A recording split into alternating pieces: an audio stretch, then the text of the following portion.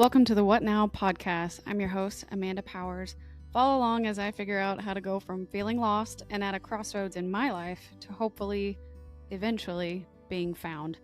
If you have ever felt like you needed a change or pivoting from your current experience is necessary, but you just don't know how, join me. Wanderers are always welcome. Hi, everyone. Welcome back to What Now, a podcast for the lost and found. This is your host, Amanda. So excited to be here. How are you? What's up? How have you been? How are things going? Things are pretty good over here. Dirks and I are chilling this lovely Sunday. It's finally beautiful outside here in Nashville. It was super cold and rainy all week, so it's been, blah kind of a mood, but overall pretty successful, productive week. Let's see. We had an awesome interview with Shreya, the owner of Kaftari. She came on last week and we released her episode this past Tuesday. So if you haven't listened to that, please go back. I think you'll gain a lot from her perspective. She's a very young entrepreneur, but has a very clear mission and mindset about what she wants to do with her particular business in the aromatherapy industry and how she plans on helping people through candles and fragrance. It's all neuroscience-backed formulas, and it's super intriguing how she's integrating aromatherapy to help with things like insomnia and stress and anxiety and emotional duress, and how that can be useful and beneficial to your overall wellness routine. So if you haven't had a chance to go back and listen to that, I really do encourage you to do so. And if you enjoyed the episode, definitely go and check out her candles online. I linked that in the show notes to that episode. So that was super great. I'm glad she came on and we got to meet and chat with each other. Also, my Hayley, my sister, and I met up for dinner. Her son and daughter, my niece and nephew, they turned 17. It's so crazy. I got to see them for dinner and that was super great. We went out, they wanted to go to Buffalo Wild Wings. We went out and had some wings and chatted for a couple hours, and I got to meet my nephew's girlfriend. So she is real. She does exist, as we teased him about that. No, I'm kidding. He's great and she's great, and it was cute to see them interact. I remember what it's like to be that young and just obviously head over heels over your quote unquote person. And so it was just nice to see Jackson come out of his shell even a little bit more. Yes, also not to confuse people, I have a younger brother named Jackson, but then my sister also named her son Jackson. But yes, so that was sweet. I had a good time catching up with them, and Hayley and I chatted a bit about, just her Tupperware journey and what's been going on with her, and a few things with me and stuff. And she actually encouraged a little bit of today's episode topic when we got to chat over dinner like that. But I also did interview Hayley, so if you have not had a chance, you can go back and listen to that episode as well. And Hayley kind of talks about her journey through her self-identity and her process with getting married, having her kids, then going through divorce and handling that emotionally and financially, and how that impacted her family, and what she's done to rebuild her life and crawl back out of that, emotional distraught and become the powerhouse, badass mom that she is today. So that's also a really great episode if you want to go back and catch up on who is Hayley and her backstory. So one of the main things that sparked today's topic was Hayley and I kind of chatted a little bit about, she was a little concerned with her weight.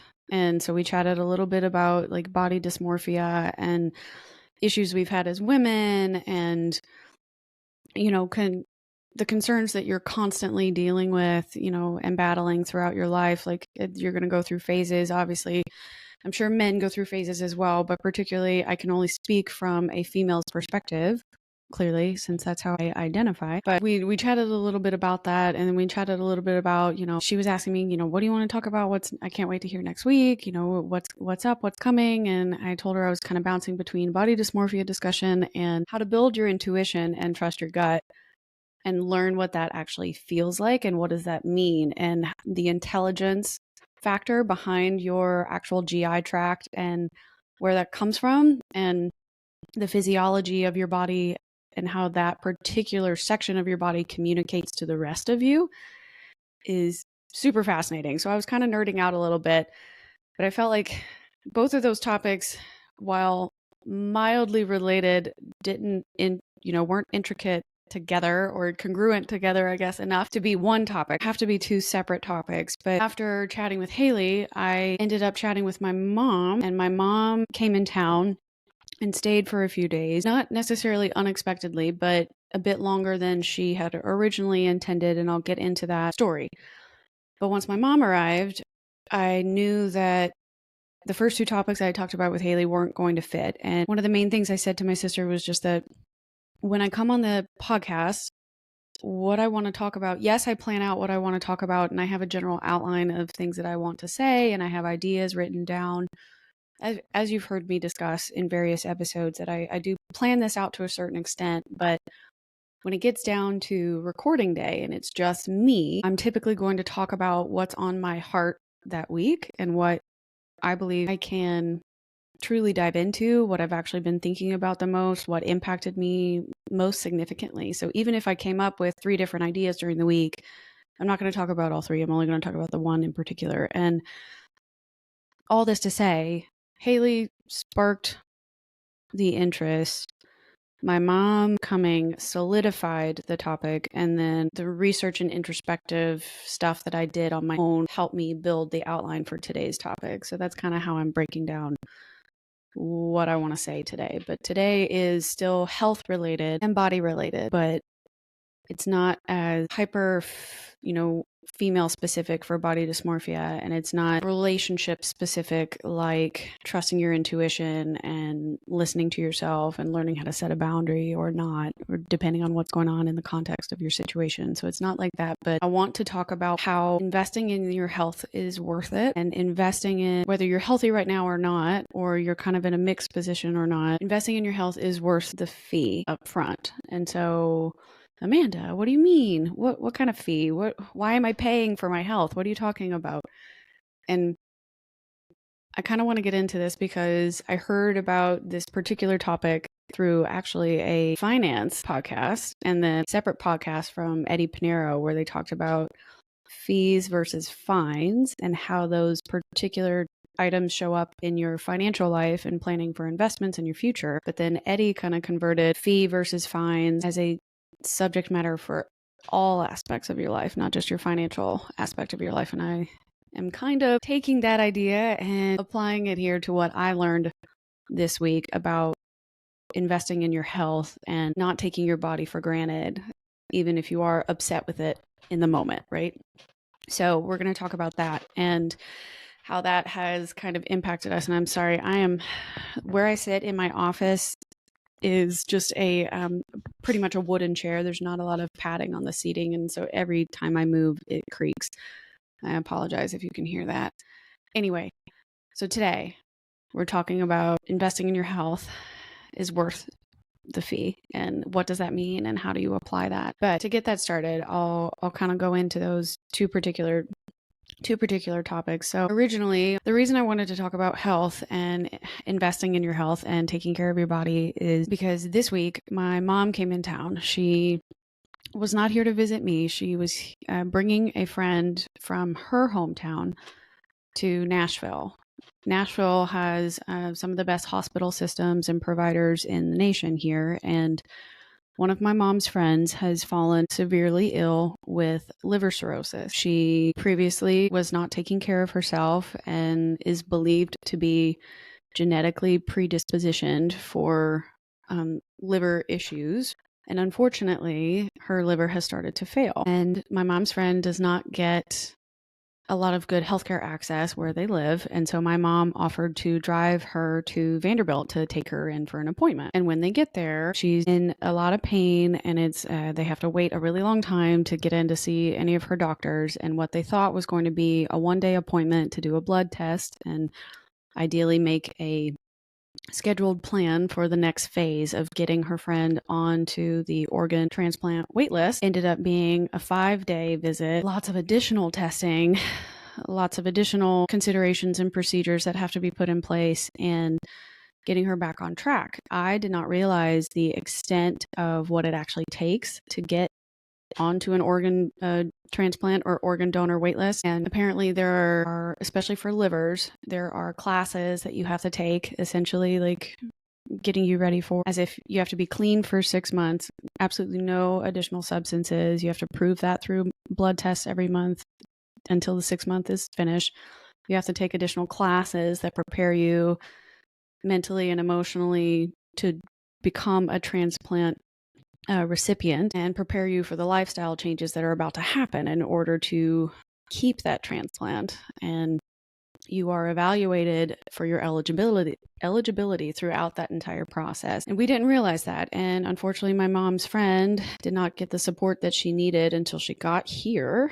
And now she's got to get back on track to make sure that she gets all of these things done so that way she can actually get onto the wait list. And so my mom would come home each night from the hospital and just kind of give me updates about how things were going and letting me know, how her friend was doing and the progress that was made during the day, but how far the process still was that she needed to go, and how her friend had been reflecting on her life, and telling my mom a little bit more and a little bit more about her upbringing and her past and what led to this situation. And it just made my mom feel empathy clearly for her friend, but then very grateful for her own health and just genuine concern about making sure that her friend could get the things that she needed in order to take care of herself. But also lots of really good discussions about taking ownership over your health and how does that work, especially when you're living in a much, much smaller town. My parents and their friends live in a little more rural area of Tennessee now. So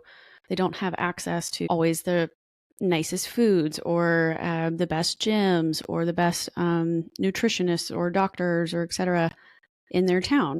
So it's just, you have to make a more concerted effort to make certain lifestyle choices to get yourself back on your feet. So it was just an interesting discussion that I would have each night over and over again with my mom, and learning more about her friend and like what her friend intends to do to turn her life back around as best as she can, right? It's a pretty severe diagnosis, and she's had a pretty rough go so far, and there is a much further way to go than I think everybody fully understood until this past week. So I was thinking about the past week that I thought was a problem, like kind of comparing my situation to that and being like, oh man, like I am nowhere near that bad off. Like maybe my body might not be in a place where I wish it would be or wish that it could be, but the reality is I am healthy.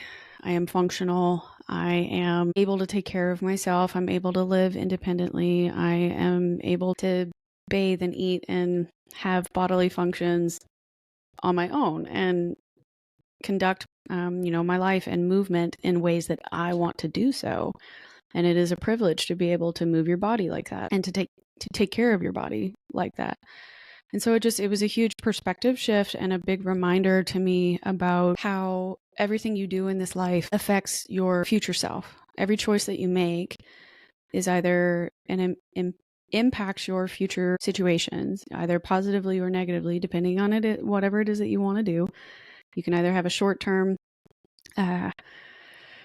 result or a long-term result, depending on what you're looking for and what kind of satisfaction you need in that moment. But I think investing in your health right now, as soon as you can, and as often as you can, is so much more worth it, right? It's a lot harder to turn yourself around when you've hit rock bottom, right? And you've got a pretty far off place to start from when that's happening to you, versus making small daily investments now, which might seem annoying or might seem tedious or might seem like expensive. And we'll get into that, but they pay off later. And I personally think it's very much worthwhile to keep your health in check and consider investing in your health in these various types of ways that we're going to discuss. So that way you can actually be living your best life when you're older, and when you want to do other things, you can physically still participate. And I think ultimately, that might be what most people would like to do. Again, I do not live with an access or functional disability, so I cannot speak for members of that particular community. And I think it would be great to get someone on the podcast someday to chat with that does live a different life than I do in that way. And it would be great to get another person's perspective. So as of right now, please take all of this that I'm about to talk about just with a grain of salt. I am speaking from the perspective of someone that is able-bodied. There will be a specific perspective that I am providing, but that is not intentionally meant to be upsetting or misconstrued as, othering anybody else or making anybody who might be in a different lifestyle from me feel bad about that. That's not the intention of this whatsoever. So I hope that people don't take it that way. But overall, that's pretty much why I wanted to talk about health, because my mom was kind of struggling with these thoughts this past week and discussed them with me. And then seeing her friend become so ill and reflecting on her life and bringing up these topics on her own. These are the decisions I made that led me to this place. I know exactly what it is I did wrong. I know exactly what it is that I need to change now to try and get back on track. And it's going to take a lot of work, and it's going to be hard for me to do because of my lifestyle back home. So it was a very reflective week. So I wanted to make sure I preface the story with that, right? So you can understand why I'm thinking about that this week. So after talking with my mom, I started doing a little bit of research into health and investments and supplements. How could I kind of talk about taking care of yourself in an effective way? What's feasible? Not everybody can afford the same, types of access to certain things, simply by where they live or what their jobs are, their current income situations, etc. If they have kids or not, what does their schedule look like? Everybody's day is different, right? There are 24 hours in a day, but not every person has the same 24 hours. And that has always stuck with me. My 1 hour of time is going to be different from your 1 hour of time. So how we choose to use it needs to be individual specific. But I was listening to a motivational podcast episode from Eddie Pinero, who was also a guest on my show. Go back and listen to his episode too. He was really great to talk to. But he released an episode on March 8th, 2024 called The Power of Thoughts. And it was a motivational speeches for success. And about halfway through that particular podcast episode, he starts talking about how if you want to be successful in your current life experience, your career, your finances, your particular goals, whatever it is, you have to learn to embrace the cost. And to explain this process, he says, he starts talking about a book from Morgan Housel called The Psychology of Money. And in Morgan's book, Morgan talks about investing in the market and how difficult it can be to kind of watch your investments go up and down. You gain 20%, you lose 20%. You gain 10, you drop 5%. You fluctuate. There's quite a bit of volatility in the market when you're watching it day in and day out. And so this volatility can actually be kind of hard to endure on a daily basis. But Morgan reassures the reader that those who see the volatility as a fee and not a fine against their participation, those people are more inclined to win in the long term. If you look at this as a fee that you have to pay in order to live the lifestyle that you want later, when you understand this concept, you are more likely to keep your money or your investments in the market, which is going to help you, grow your wealth over time versus somebody who might get scared of that volatility and doesn't want to pay the upfront fee, and they end up taking their money out preemptively, and then now the money doesn't get to grow, doesn't gain the compound interest and such. So Eddie points out that this concept of paying a fee versus paying a fine can actually be applied across lots of different aspects of your life. I thought, light bulb, right? Like this could totally apply to your health and your wellness choice, because what you provide to your body now is going to compound later. For instance, what are you eating on a daily basis? And how does it make you feel? Are you paying attention to what you put into your body, right? Like, are you typically eating really sugary cereal and junk food or highly processed food throughout the day for your snacks? Like, or are you grabbing fruits and vegetables? Are you getting some access to lean protein or clean, quote unquote, healthy carbs like rice and oats and sweet potatoes, apples, etc. Again, I'm just naming off. Amanda, you sound hungry. Yes, I am. I always am. But truly paying attention to what it is you're eating and how does it make you feel.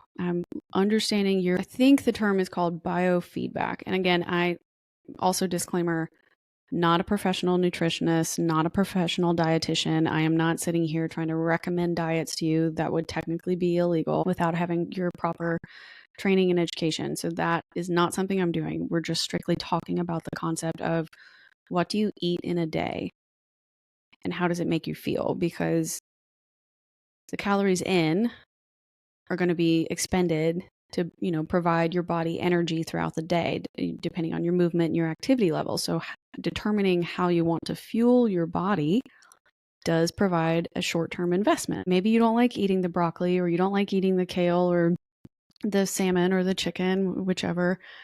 You're not as big into vegetables, but giving yourself the lower fat content and higher fiber could help you in the long run.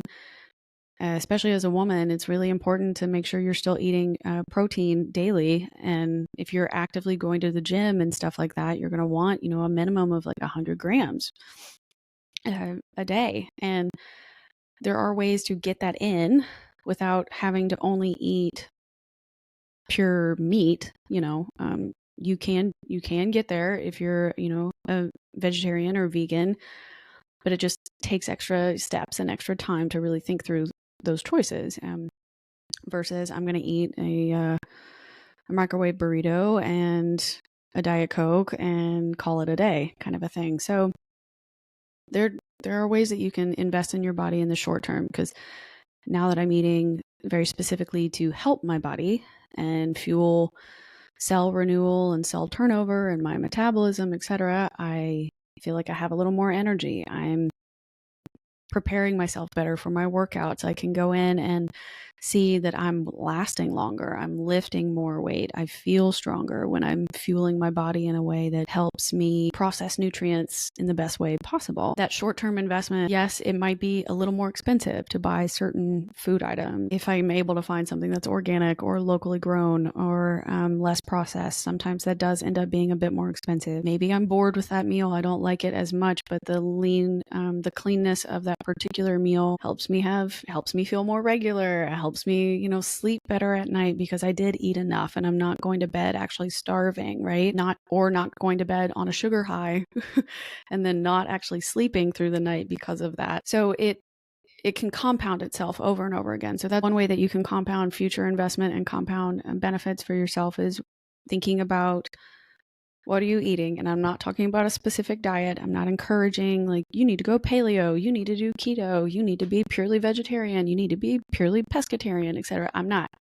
Again, not a registered dietitian, not a registered nutritionist, not legally allowed to tell you what, or not allowed, or not legally able to be paid to tell you what to eat or what specific diet to follow, but just ways to consider how you can invest and pay the quote unquote fee upfront for your body. One of the ways to do that is what you're eating.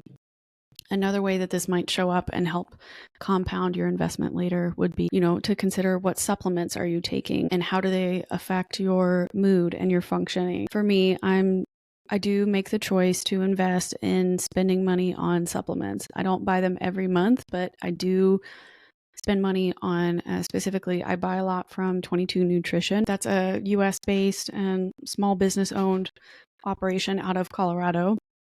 And I do take their women's multivitamin, omega 3s, and their probiotics. I also have a greens mix from them that I typically take all of that in the morning, just because it's easier to stack it in right after my meal, my first breakfast, because I'm a hobbit.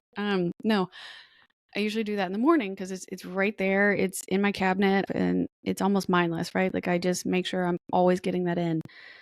And I like to take those because every now and then my diet's not perfect. My investment is not good sometimes. Sometimes I do eat just pizza and beers with my friends, or I'm so bogged down with work that I get distracted and I don't actually fuel my body in the best way. So I might eat just a snack rather than a full meal. I'm not getting in enough calories, or I'm not getting in a high enough fiber content, so I'm not feeling as regular as I should. I take those supplements to cover the gaps, but I don't abuse them in a way where I'm over relying on them. I make sure that I am still, for the most part, eating whole, nutrient dense meals each day. And then whatever I am missing from those particular meals, I add those supplements in. And so therefore those supplements I consider an important investment or a small fee to pay up front, because I would rather do that than come up and have, dietary issues later on in life, right? Or an allergy that develops later on in life, or to lose an ability to eat a particular category of food because I didn't take care of myself, and therefore my gallbladder or my pancreas or my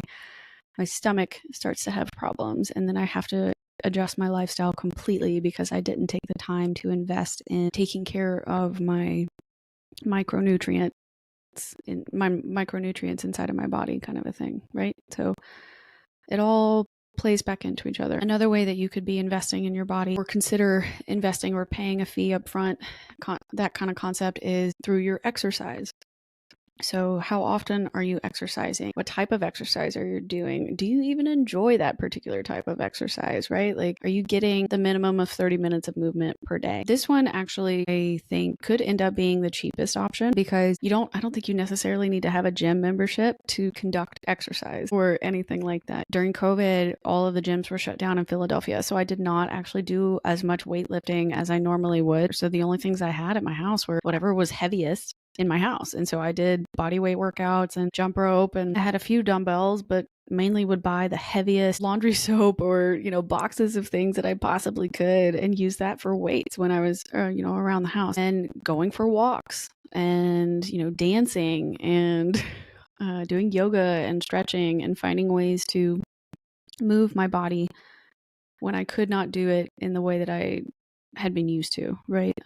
But how often you exercise, each time you do that, I truly believe that taking the 30 minutes a day for yourself and doing some kind of movement, it doesn't have to be super strenuous every time. It doesn't have to be weightlifting if you don't like weightlifting. Like, if you prefer swimming, go swimming. If you prefer hiking and walking, go do that. If you prefer, yoga and Pilates, like, that is also a great workout. You can go and do that, and that also counts as an investment into your body. The point of paying that particular fee, you want to do the movement because movement has been shown to help in numerous ways, not just physical, but mentally as well, reducing stress hormones and lowering your cortisol levels and helping you kind of clear your mind and boost dopamine and encouraging you to take time for yourself, that kind of a thing. I would say that one could end up being cheaper if you're not paying for a gym membership, but that particular fee you do pay up front, right? You have to take the 30 minutes or an hour or hour and a half, whatever it is that you're doing. You have to take that time out of your day. You have to dedicate it to just yourself, and you have to go and do that particular thing, whatever that movement is. That's the fee. That's what you're paying, unless you're paying for a gym membership too, that kind of a thing. I think I would rather do that than pay the fine later, where if I don't move my body for a significant amount of time, I personally start to feel sluggish and kind of out of my own element. I don't feel like myself. I don't feel as strong. Not necessarily like start to feel flabby, but I start to feel flat. That is an investment. But I would just encourage you to find a type of movement that you would be willing to pay that fee for 30 minutes. 30 minutes a day. Find something where you would want to pay that fee versus the fine later, right? Where now if you're not paying that up front, you end up having a fine with healthcare bills. You might become overweight. Some people get issues with diabetes or concerns with weight loss. They can't breathe if they have too much fat around their cores, because it starts to block the oxygen and blood flow to their organs and stuff. It becomes difficult to function in general when you aren't moving your body to begin with. And that gets really hard. that completely changes your lifestyle when your body starts to break down on you like that when you're not moving. Makes it harder with arthritis and stuff too the older you get. So it builds and builds and builds against you when you don't want to pay that fee up front. Other ways that you could be considering this, or at least it's something that my mom's friend brought up, because in particular for her with the liver cirrhosis, things to consider: paying the fee up front versus the fine later. Are you, and again, when I say you, I'm talking general, just general public, but are you abusing substances? Are you drinking or smoking more often than you should? Are you smoking or vaping when you know that you should? Or it's harmful for your lungs or your particular recovery, right? Why are you doing that too? You know, what are you hiding or burying something that you didn't want to face, and that's why you keep returning back to those particular mechanisms for pleasure or instant gratification, rather than the longevity of, I'm going to stop using this and I'm going to get to the other side where I might no longer be reliant on it, and I can find satisfaction or grace better through living a healthier lifestyle. That's a really hard thing to let go of, and the reality that might hit you where you've spent your whole life going, well, I've always done these things and it's never happened. It's never bothered me before, or I've never run into an issue before. Like I've always been able to handle it before. And yet you wake up one day and you start to feel ill, and you actually end up having health issues from it. And I think people often think, well, it would never happen to me, right? I saw it, it always happens on the news, or it always happens on TV shows or in movies to somebody, but it would never happen to me. Statistically speaking, there's so many people in the world. Why would that ever happen to me? But sometimes it just does. Sometimes it does, whether you're predispositioned or not. Sometimes it does. And then you have to kind of reflect on, oh, shit. I can't claim complete innocence in this situation now, and it's kind of tough. Like, so that would just be another way to think about paying the fees versus the fines up front. If you're paying I don't even know how much a pack of cigarettes costs today in today's day and age, but like, do you want to pay that much money for the cigarettes each day or each week? Or would you rather save that money and use it towards a different fee for your health? Would you want to use that cigarette money for, and again, I'm using cigarettes as a generalization here, you want to use that for paying for your gym membership each week, or paying for access to better resourced food in your town, or I really need to buy my multivitamin this month, but it costs a bit more. Well, if I don't buy the cigarettes, maybe I can transfer that money over. I'm sure you've heard people talk about, trading one convenience fee for another, essentially. So that's really how that would work as an option. Looking into, what are you paying for all these substances, and are they truly helping you or hindering you in your lifestyle right now? And if you were trying to improve your health, are there things that you could cut back on that could either help you in the long run, physically avoiding a fine, or financially avoiding a fine related to your health if you were to stop using them? Because all in this to say, right, like, what you do in your 20s affects your 30s. What you do in your 30s affects your 40s. What you do in your 40s affects your 50s, and so on and so forth. Each section of your life, each daily decision that you make builds upon the next. And so every time you choose to pay the health fee in the front and on the front end, you are investing in a future life where you can maintain that healthy lifestyle, and where you can maintain that movement, and where you can maintain that joy of your physical and mental ability to participate in life, because you chose to eat a little better. You chose to move your body a little more often each week. You chose to reduce the amount of substances you participated with, if not altogether, right? And so you gave your body a chance to build compound interest on itself. And so, like, just personally, like, to be completely honest, I've got my own quote unquote investments, my own quote unquote fees that I pay each month to take care of myself. And like, I pay a significant amount of money for these things. And I don't truthfully, I'm not a crazy worker outer.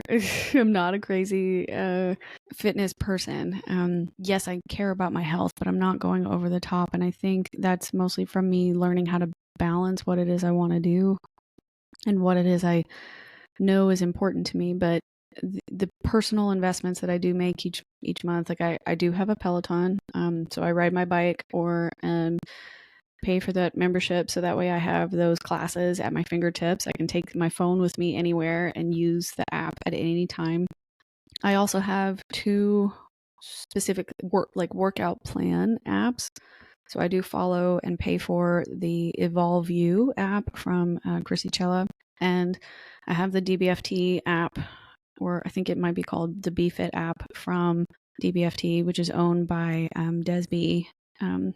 Des Piper. I have talked about her in the past. I did do some work with her in 2023, and I really wish I could still afford that. Now that I've started the podcast and I've been recovering from some financial choices, things that I was aware of, but financial choices that I did make, and paying off my student loans and all kinds of things, I had to make a decision about what I wanted to pay for. And unfortunately, I had to let our one-on-one coaching go last year, and that's okay. It all worked out, but I think that was one of the best investments I could have made in myself, because I did pay for one-on-one coaching with somebody that had proper certifications, and she was super kind and fun and creative and came up with plans that fit my lifestyle, my timing, my particular needs, not only physically but mentally too. Like, she would do check-ins and would ask, very specific questions about, my biofeedback, and making sure that she incorporated what was happening to me throughout the weeks into her exercise plan and her food plans for me. And so that was just a really informative program to participate in for the 12 weeks. And I got to keep everything, so I can always refer back to my notes and my workout plans if I ever needed them ever again. So that's nice. And I really wish that I could have kept going with that. And maybe one day when I'm in a better place financially, I can call her back and ask her to come on or ask her to take me on as a client again. But right now I just can't. So I have to use my own education and what I've learned from her and kind of combine that and build out my fitness and my routines based on what I know and what I understand and what I feel like investing, right? What I feel like I'm capable of, what fees I am capable of paying at this time, and what I'm willing to pay to make sure that I'm better off in the future. So that's something to consider. I don't know if any of you use workout apps on your phones or not, but honestly, in today's day and age, the technology that we have at our fingertips is just wild. The amount of information and resources you have access to help you with your health and fitness journey, your wellness journey, is just incredible. So I would encourage you to do some research and find a program that works for you, that you feel comfortable with financially, whether that's free or whether it's a monthly fee, whatever, to pay for the app or the access. It's definitely worth it, especially when you can build a community either between you and your coach or you and the other participants in that app. And it's nice. You feel a lot less alone. So you don't have to be as intimidated about taking those steps forward when you have someone that helps you kind of follow a structured timeline and structured fitness process, right? Also, let's see, what else have I invested in? I have invested in home equipment. Before COVID, I had some exercise balls and let's see, like exercise bands and stuff from like doing bar a lot and Pilates. But then I ended up buying a dumbbell rack and a workout bench. I've got a really light bar. I think it's like maybe 30 pounds or 37-ish with the bar itself plus all the plates that go on it. So it's really low. It's like maybe max 40 pounds when it's all put together. And then I've got some kettlebells and now my Peloton. So like I have invested in the home equipment. So if I really needed to do something, I could do body weight stuff. I could do the door hook with the bands inside of it and do, workout routines, resistance routines with that. So it's helpful. My dream is to actually one day invest even more money into a home gym, like a full space, an entire room that's dedicated to nothing but fitness equipment. It would be so nice to just roll out of bed, walk down the hall, and see all my see all my stuff and go, yeah, I'm going to spend an hour in here by myself and shut the door. It'd be so nice. But that is a future Amanda problem, not a today Amanda problem. And right now, today Amanda is only doing one piece at a time. And that's okay, right? That's okay. And also, when I'm talking about home gym equipment, I don't think you need to go all out. If you're not in a place where you can make that space, you don't have an extra room in your house, or you don't have a lot of square footage, and that's completely fine. You don't need to go out and buy a bunch of stuff, right? Most of the workout programs I've ever done with either a dedicated coach, or just like a group fitness workout, you can do most of what you need to do with a few bands and one small set of dumbbells, one medium set, one heavy set, and just kind of push yourself through that. You can make changes with little to no equipment, or home actual just physical things around your house equipment kind of a thing. So please don't feel pressured to go and buy a bunch of stuff to have it at your house if you don't want to do at home workouts, or you just don't have the physical space to do so either. There are things you can do around that. You don't feel the need to invest in that like I did. I just chose to pay those fees up front. I chose to buy those things because I know that I like using them. I know I want to use them in the future. And every time I look at them, it reminds me of what I'm trying to build for myself. It reminds me that I have goals where I want to have this private gym in my own space. I want to have a space that's all mine. I want that, right? And so it's to me, it's also the physical, like visual for me. So that's why I keep it and I have it. Absolutely no pressure on anyone listening that they need to do that as well. But what else? Let's see. I do pay for a YMCA membership. So here in Nashville, it's Nashville is full of a lot of boutique or franchised group fitness type classes. So you can find just about any form of exercise you're in love with. Nashville has it. So there's running clubs, there's tennis clubs, there's golf clubs, there's CrossFit gyms, Pilates gyms, yoga gyms, rowing gyms, cycling gyms, anything group fitness, like HIIT training type gyms. They're all over the city, which is phenomenal. It means that, Nashville's actually taking a lot more time to invest in itself. And growing up, we had a lot of like bike lane. We were a pretty bike friendly-ish town. But I feel like since I've come back, I've noticed that the city in and of itself has started investing a lot more in healthier food options in the restaurants and adding more gyms all around town. So like they are becoming a more health-oriented city. It doesn't feel very in your face like LA might, or Miami might, like where people are constantly in bikinis or something, or constantly making you feel bad if you're not super hot or healthy looking in the traditional sense, like whatever. But I do feel like I have more friends here that are considering joining gyms or have joined gyms because they will enjoy that particular community-based fitness.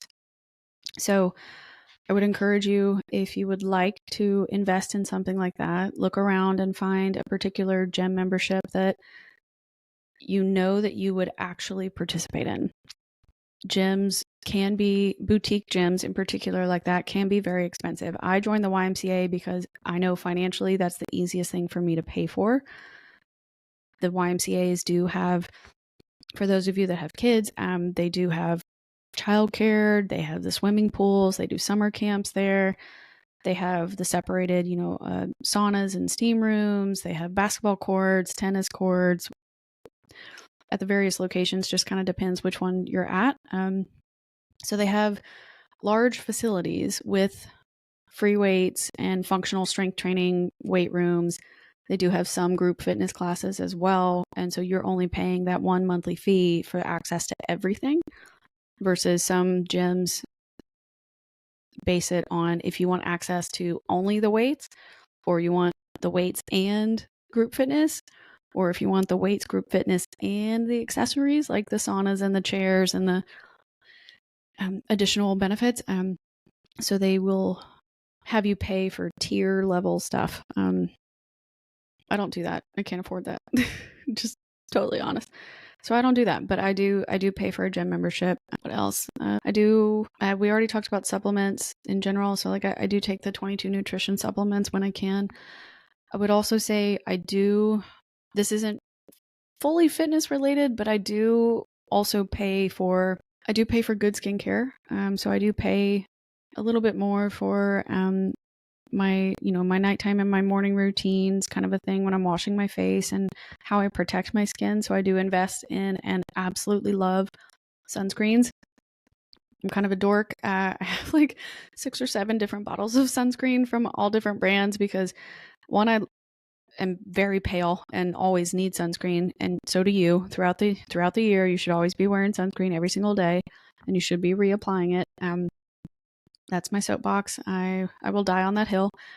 But I do pay for that, right? That some of those brands are a bit more premium, but I do research behind that before I decide to purchase from anybody. I look at what are the long-term benefits of using that particular skincare item, how to use it properly in your regimen, like what order should you do it in order to get the most, efficacy out of that particular product, because some skincare is, truly just it's not cheap. So you really got to stretch it out. And then every now and then when I can, I will pay for and go get facials, just to do a true deep cleanse and exfoliation and stuff that I can't get at home. But I want to take care of my skin. Your skin's if I'm remembering this correctly, it's the largest organ you have. And it's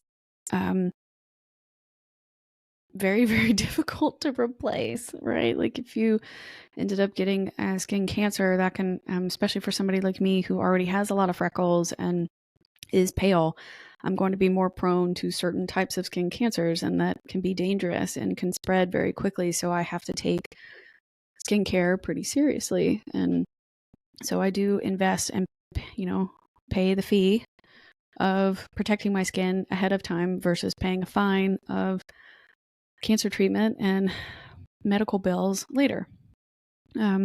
So the smaller fees that I pay every month or every few months for those facials or for the nicer sunscreen, it'll help me down the line. It won't have an immediate result other than I know that I'm protecting myself. So, and by not getting sunburned, that's kind of the direct impact, right? So that's kind of what I wanted to talk about for fines versus fees, right? For your health. I think the perspective shift is truly what's actually important, right? Your perception of what matters to me right now versus what will matter to me later will help you determine what you should invest in and what you should not invest in, right? Where you want to shift your focus can help you make those particular decisions, right? Like if you want to be healthy, let's say you are closer to middle age, you're in your 40s and your 50s, and your children are getting married and they're starting to have their own kids, and you want to be a grandma or a grandpa that's able to physically get around and get out and play with your grandchildren. But in order to do that, you have to take care of your body now. You got to invest in making sure you are getting in some movement every day, making sure you are trying to make as healthy of a choice as you can during your meal time. Like you are trying to make sure that if you need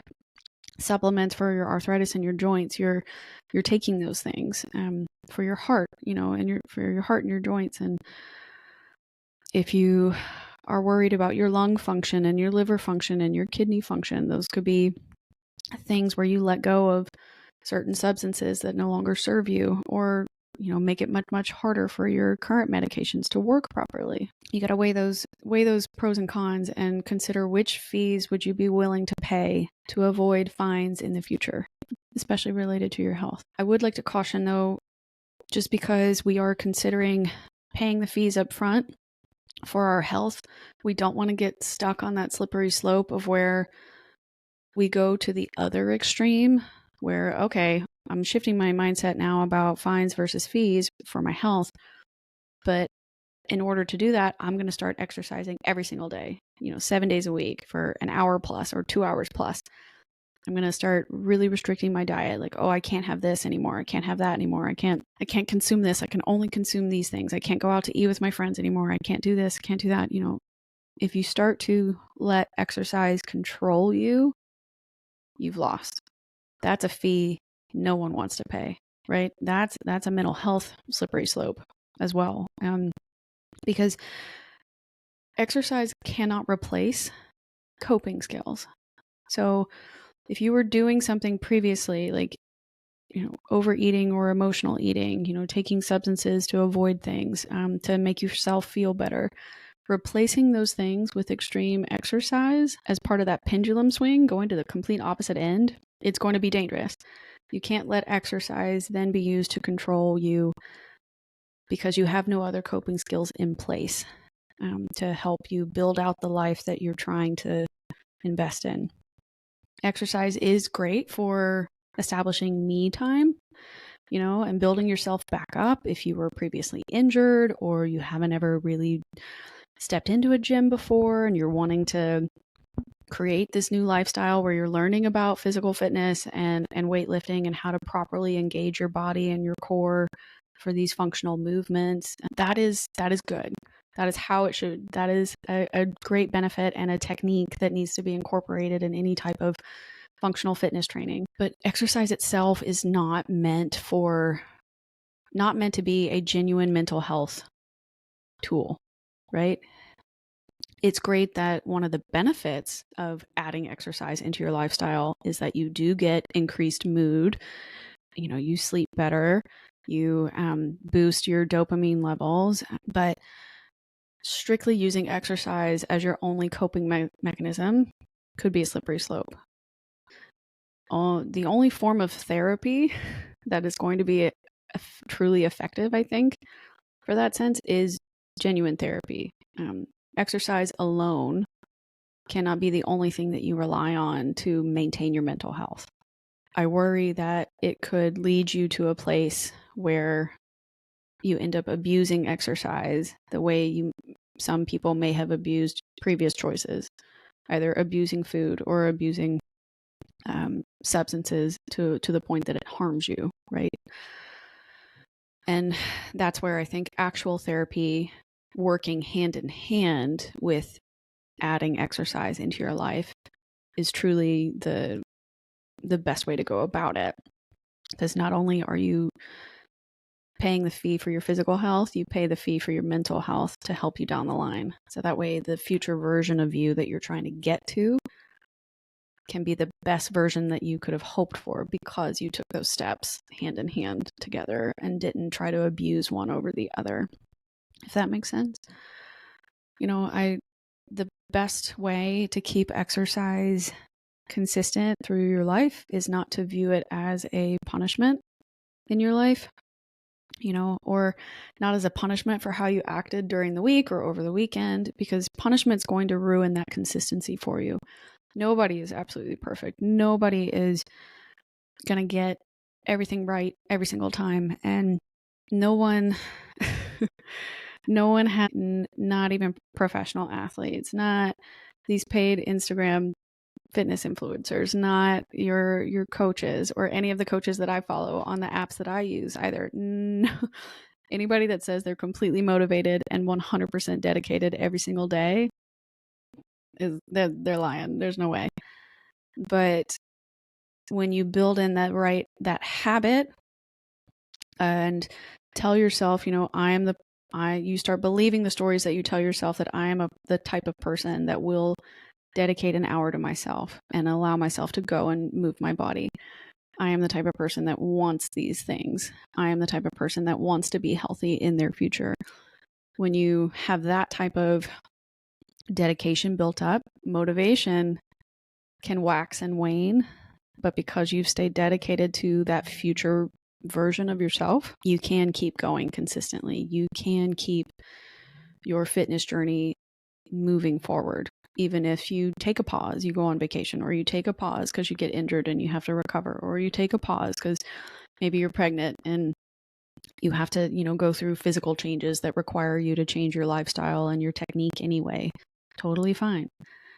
But because you have told yourself that story that, I am going to be dedicated to improving my life in this way. I'm going to consider exercise as a tool that will help me, or exercise as an investment, or exercise is the fee that I pay. Maybe I don't like it today. Maybe I'm not interested today, but I'm willing to pay that fee to make sure that my future self is set up for success. That will make it so much easier to be consistent. And I'm hoping that that particular mindset would help you from abusing it as well, right? So if you're having trouble with your body right now, and you're having trouble, at least this was something I thought about for myself. If you're having trouble feeling, am I healthy or not? Or thinking through the process, am I actually being a healthy person or not? I encourage you to, if you're healthy, I encourage you to look at your body, like actually stand in front of a mirror and look at yourself. And instead of picking yourself apart or being mean or saying, I look fat today, I'm bloated, I'm ugly, or I don't have enough abs, or I really wish I had bigger quads or a bigger butt, like I, should have done this, etc. Whatever it is that you're picking apart your body for. It could be anything, right? We all do it, men and women. If you are physically and capable and healthy and you want to, I encourage you to look at your body and give it gratitude rather than hate. If I were to look at mine right now, there's something I could, say, like, I am grateful that I have all of my functioning organs. I am grateful that I can move my body and walk my dog. I am grateful for a body that has fluctuated in weight up and down, plus or minus 30 pounds throughout my life, pretty much. I am grateful for a body in college that was disastrously thin, and luckily did not break down on me. And I am grateful for the body that was patient enough as I did gain weight back and helped me get stronger. I am grateful for the body that, even though I have scoliosis, I'm grateful for the body that when I do hurt my back, because I am prone to that, it just, unfortunately, I am and will forever be for my life. I am grateful for the body that learned how to recover and build back itself after those really painful moments in my life when I've hurt my back. I am grateful for a functioning core. I am grateful for my, whatever. You name it. You keep saying whatever it is that's relatable to you. If you are physically capable right now, in whatever form that makes sense for you and your lifestyle, I encourage you to do that. If you are not, and you are sick and hurting and in a bad place, then I do encourage you to look at your body and reassure it instead. If you're having a hard time being grateful for your body and you're mad at it because it's doing things that are weird or uncomfortable or changing on you when you didn't think it should or it would, I encourage you to look at it and reassure yourself. Reassure your body, hey, you are going to get better. I am going to stop doing X, Y, and Z. I am going to invest in paying the fees to help you get to a place where you can get back to yourself. Or I know what my body did for me before, and I know that I can get back there again someday. I don't like it right now. I don't know what's going on right now, but I know what I've done before, and I know I can get back to that functional, capable body that I had. but it's going to take time and investment in yourself. If you are a person that's kind of mixed ideas right now, some days you feel healthy, some days you don't feel healthy, then I would encourage you to still look at your body. And if you can't find anything nice to say or any gratitude to say, or you can't make yourself say anything reassuring, you're not ready to make those particular investments, okay, but I do encourage you to look at your body and just don't say anything, but look at your body and remember that negative internal narrative that you have is most likely not reality. So every single time you look at your body and you're having mixed feelings about it, or you're feeling really negative, really mean, really judgmental, really hypercritical of whatever's going on with yourself right now, look at your body and simply remind yourself, everything I'm thinking about you is not true. Every mean thing I want to say is not true, so I'm not going to say it. And I think you can just build on it from there, right? Taking the small steps is really what's just the main message I want to get across from today's episode, that like investing in the things that matter, paying the fees upfront for your health is really going to help you avoid the fines for your health in the future. You can write out measurable goals for yourself and build upon them. Nothing related to your health needs to be super intimidating. I know that there's so much information out there. There's so many people trying to influence you in one way or the other. And that can feel, chaotic or overwhelming. But the only thing you need to care about at the end of the day is yourself and what is going to be best for your lifestyle and what you can currently invest in. What are you able to currently pay the fees for upfront? Think about that. If you are financially capable and you are in a place where that could be doable for you, I would definitely suggest, doing your research, maybe hiring a wellness coach with proper certifications. Please, please, please, please, please, before you get a coach or a fitness trainer or a bodybuilding coach, anybody that wants to help you go through prep of any kind, please, please, please, please, please do your research. That's a story for another day about all the money that I spent on a particular situation. But do your research, find somebody that you think you would vibe with, find somebody that is actually certified in what they claim to be certified in, that has prior experience that is applicable to where you are in your life. Hiring somebody that really can't relate to you, or hiring somebody that maybe hasn't gone through something that you've gone through before in your particular health journey.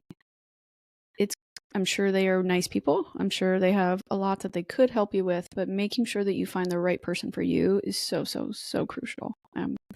I always had good experiences with DBFT, but I will share some links for coaches or coaching companies that have been useful to me, or they just have a lot of science-backed information. And so even if I haven't hired them directly, I refer back to them for my own self-education a lot. And so I really trust their messaging and their mission and their vision. So I will share that just to share. You are absolutely not obligated to look into them or hire them or pick them for anything, but they're at least they're a good group of where to start or to learn more and to at least do a little bit of education if you're thinking about it.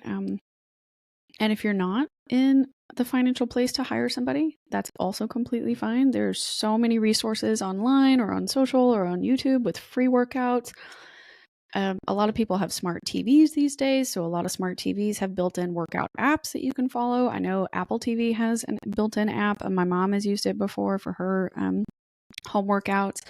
You can use, as we talked earlier in the episode, you can do body weight workouts. You can use household items. You don't need to go and buy a bunch of equipment like I have in the past. You can do walks around the block. You can push your baby in a stroller. You can take your dog on a walk. You can do solo hikes. You can do yoga and stretching. You can do the Calm app for meditations. There's so many things you can do to help ground yourself and get you into the right mindset of, I'm going to take this time and pay this fee ahead of other things because I want to invest in myself. I want this compound investment in my health to show up later, in whatever way, right? But I truly believe that the minor changes that you show your body now and the minor changes you show your mind now, that you prioritize for yourself, it will all pay off in the future. And of course, all of these, health concerns, body image issues, body dysmorphia, none of that goes away overnight. And I'm not saying that you pay all this money up front for the equipment and the gym and the coach and the whatever and the supplements and the whatever. Absolutely not. That isn't going to be a fast action solution by any means, but it became very apparent to me this week that like major health scares, major, stints in the hospital like that, like they are serious and they do require serious action from you when it happens to you, right? Like you have to decide what you're willing to invest in. Only you get to decide if you are going to advocate for yourself and for your body. And I hope that you do choose you. I hope that you do choose to pay the fees up front, however small they might be or however large they might be, depending on which items and which things you want to invest in or which changes you want to make.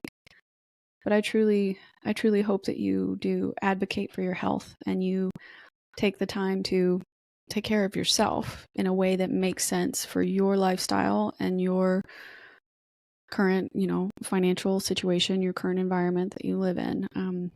Not everybody's going to have the same accesses to all of these different options and things for your health, but taking stock in what's around you and deciding, okay, where can I pivot in certain places that will make small pivots in different places that'll make big changes for my future, that'll have big impacts on my future. I really hope that you take the time to do that. It's heartbreaking to see people that you care about get sick and become injured or debilitated because of their health. And it's a tough world that we live in right now with our healthcare system and everything. So I truly believe that it's worth investing in yourself in whatever way that's going to work best for you. So that's all I have for today's episode. I know that was a lot that we kind of went over, but it was heavy on my heart because it was sad to see my mom's friend be so sick, but it was encouraging in the sense that it got my mom to talk about a lot of things and consider a lot of things for her own health and consider what she's grateful for and things that she would want to be invested in and how she wants to help her friends get to better places too. And it also just kind of reinvigorated it for me that like everything, all of the negative things that I say about my body are not true. And I am actually doing very well for myself and I am in a much better place than I think I am because I have made all of these investments in myself. And that is a lifestyle choice that I am making, which means, I have to continue to do that. If I want my future to look the way that I am dreaming of, I got to make that investment now. And I have to take my health seriously. I should have fun with it, but I have to take it seriously. So I just hope that wherever you are right now, you are able to enjoy what's in front of you and you take steps that will help you keep that enjoyment for the future. But that's all I have for now. It's been wonderful chatting with you again this week, and I look forward to hearing from all of my listeners. If you have any particular feedback about health and investments and what things you're doing to invest in your health, I would love to hear all about it. And I love learning like new tips and tricks, anything that people have tried, or if you have particular supplements or exercise routines that you really love and you would want to share, please send those my way. I love hearing about that. And as always, like, subscribe, leave a review, send me some 5 stars. Let me know what you think of the episodes and the show. I have truly enjoyed this project and process, and it's been a lot of fun. It's quite an investment, but it's been a lot of fun, and I hope that you're enjoying it as well. You can always find me at askwhatnowpodcast@gmail.com. I'm on social media, Podcast for the Lost, and amanda.k.powers on Instagram. We are also on TikTok with Podcast for the Lost, and you can find all of those links in the show notes. There is also a link for 22 Nutrition if you have not tried them yet and would like to. I have like a 5% or discount code you can use on there. So feel free to check that out and let me know what you think if you end up trying the supplements. Would love to discuss their recipes and best ways that you can use all of their products. So have a wonderful day, wonderful evening wherever you are. And I hope that you, again, advocate for yourself, take care of your body, and choose to invest in you. Go ahead, pay the fee. And remember, wanderers are always welcome.